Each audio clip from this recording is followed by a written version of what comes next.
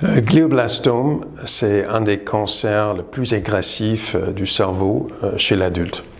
Le progrès en traitement de cette maladie est très décevant et frustrant à la fois pour les patients et les médecins qui traitent cette maladie.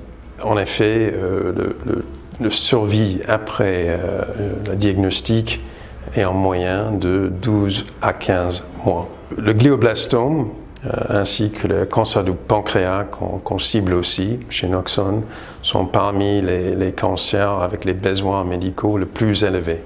Aucun nouveau traitement n'a été approuvé pour le glioblastome depuis 2005 et les standards des soins actuels restent la chirurgie suivie d'une combinaison de radiothérapie et chimiothérapie.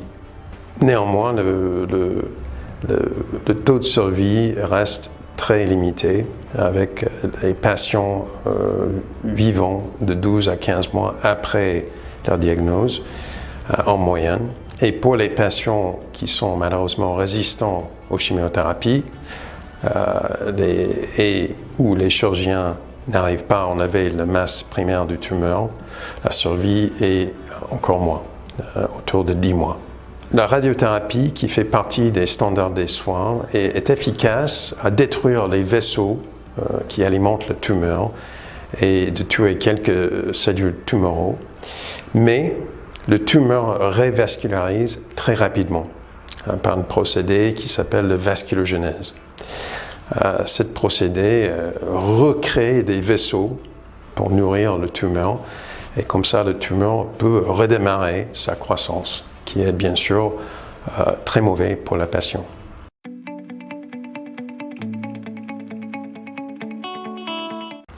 NOXA12 a été dessiné pour bloquer cette repoussée des vaisseaux qui nourrit le tumeur et donc c'est un moyen excellent de prolonger les effets bénéfiques de la radiothérapie.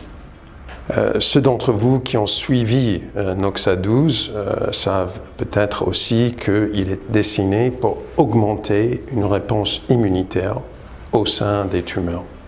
Et on commence à avoir les premiers indices que ce mécanisme d'action est important dans le cerveau aussi.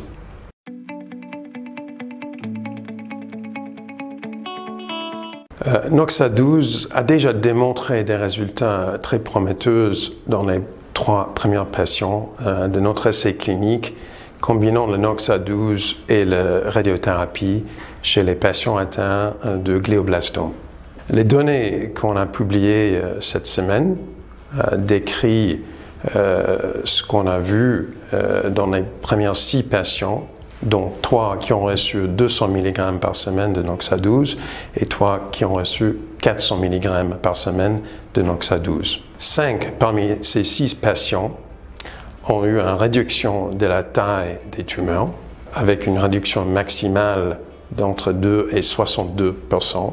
Plus important, 2 de ces 6 patients, un dans chaque groupe de patients, à arriver à avoir une réponse objective. Ce qui veut dire que la taille du tumeur s'est réduite par 50% ou plus, ce qui est très important et un marqueur d'efficacité.